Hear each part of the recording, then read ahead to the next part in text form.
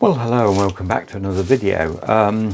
I trust you've all managed to survive the hot weather again in the UK of last week. I had one or two ideas of videos planned, but realistically it was still ridiculously hot, you know, in the daytime to try and make a video. I've been doing more holiday watering as well for various people in the locality, so that has taken an awful long time because I begin to feel a bit guilty now about using a hose pipe watering, although in my area where we live we haven't actually got a hose pipe ban. We're in one of the driest areas, but our local Anglian Water have not imposed a hose pipe ban as yet. They are saying, you know, be careful with water, don't waste it, don't use any more than you have to. So obviously, you know, when you start having to water plants with cans, it takes an awful long time, doesn't it? So I'm trying to, you know, be as, you know, like everyone, you know, with the water resource, try not to waste any. So yes, I've been watering other people's, you know, tubs and gardens while they've been on holiday, and it's amazing how long that takes. I think one week I was doing 5 for a few days, and it basically seemed like a full-time job then.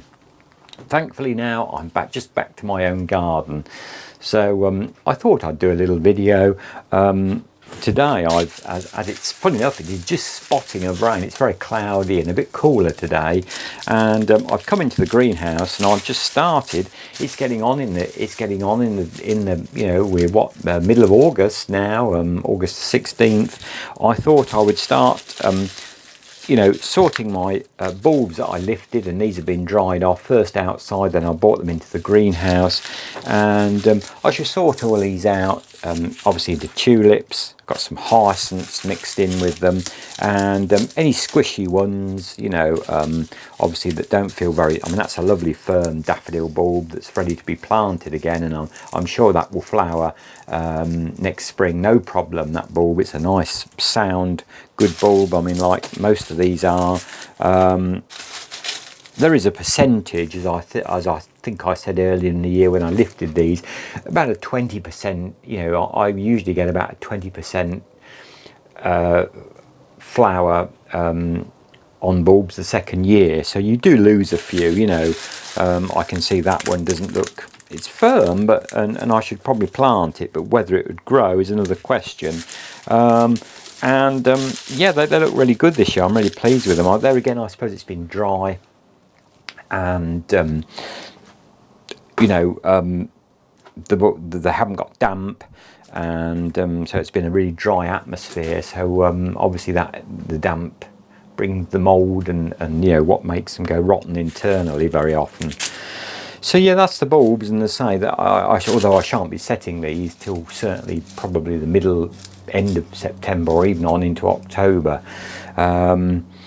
Obviously I normally set these first, and what I normally do, as I've said before, my bulbs that have been on the front garden last year come out to the back garden, and as I say, they make a really colourful display, and that way, you know, it adds to your bulbs. And over the few years I built quite a nice collection of bulbs. When I've set them in the back garden, I don't lift them again, they normally stay there.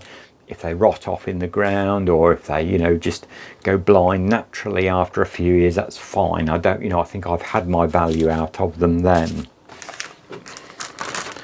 So you might remember, it's coming up, it'll be 5 weeks now on Friday. I did a video and took some clematis cuttings.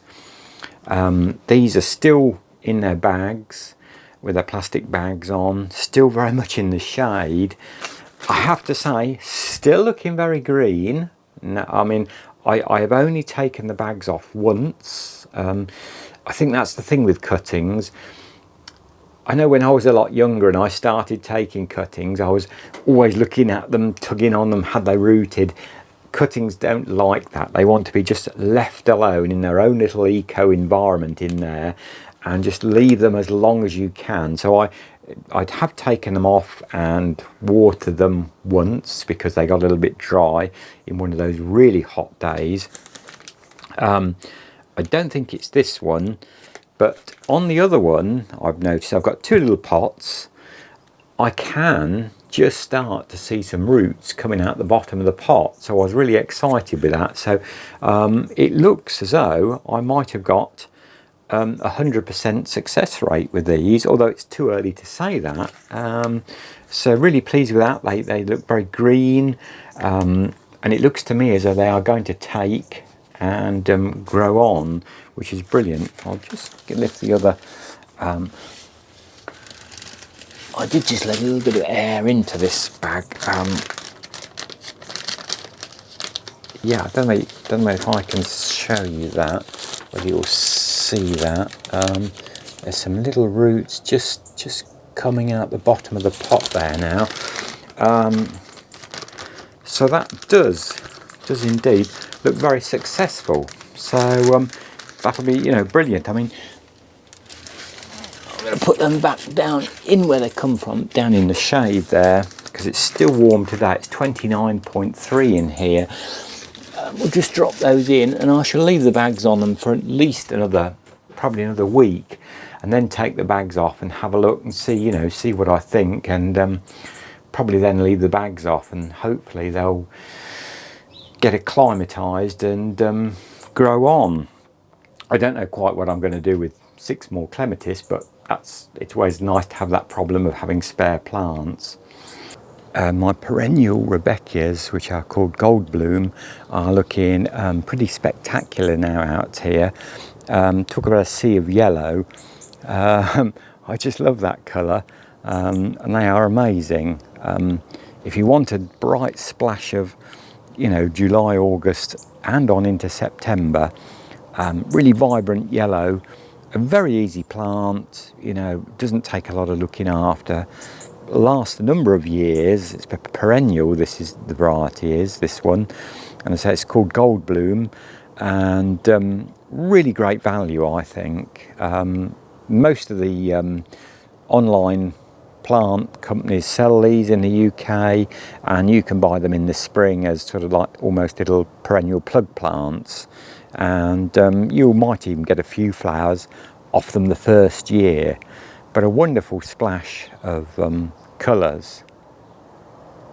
I think, as I've said before, I'm a big fan of all the Rebecchia family, and here's some I've grown from seed. I think these are called Rustic Dwarf, this particular variety, and they seem to do well in the soil, and they're again a very easy annual to grow from seed. You know, you can set them in March and they'll be flowering away, you know, from sort of end of June, early July. They're again right on into September. They do, these I find, although they like to be in the sun, they do like, you know, their roots damp, and they don't like to dry out. They go very strawy very quickly if they do tend to dry out a little bit. And some more, I think these are called Marmalade. These again, these are an annual Rudbeckia grown from seed, and with the dahlias under this tree, which obviously does create a lot of shade, but just shows you still can grow things like this under a smallish tree. And then again, if I turn around, you'll see I've got another patch of the Gold Bloom perennial Rebecchias there, and they are spectacular. You know, when you come out just at dusk, they kind of almost light the whole garden up. Amazing. The lilies that I set in tubs in a video early on in the spring have done really magnificently, and I've had flowers there again right since June, and these are some of the later ones that are now coming out, and they have absolutely been magnificent. And the scent there again on some of the warm evenings last weekend just gone have been absolutely magnificent. But I love these coloured ones there. You have to be careful. of the pollen. If you cut these and put them inside, and you get pollen on your fingers or on anywhere on your clothes, it can be really difficult to remove. It almost stains it. But I'm told, and I've never tried this, if you get pollen on, say you put them on the table as a centerpiece and you've got a cloth on your table, if you get pollen on like cotton or cloth material, the way to get rid of it is put it in bright sunlight for a few minutes, and the sunlight just takes it away. It almost just dissolves it, so I'm told. So there's a little tip. I've never tried it, and but I have spoken to somebody who told me it really does work.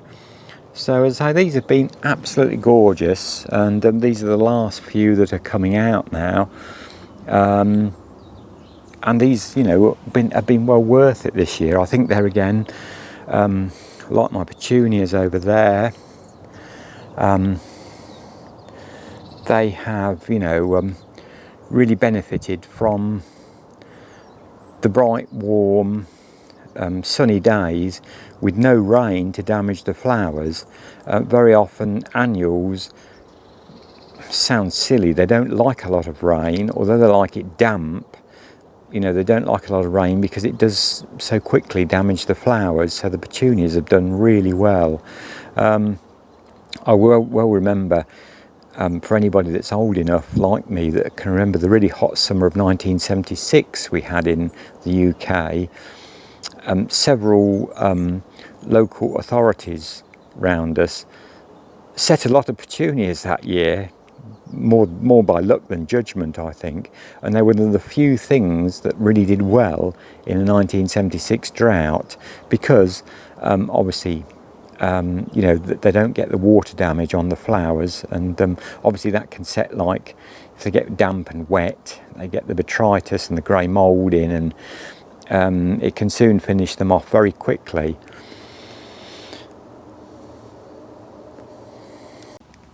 So as always, many thanks for watching, and we have 1 or 2 new subscribers, so welcome and thank you for joining us. Obviously July and August, as I've said before, are a very quiet time for me in the garden. I have really just been enjoying the garden, sitting in it or just lightly working in it, mainly watering this year, I have to say. So that's why, you know, I'm never going to produce a lot of videos.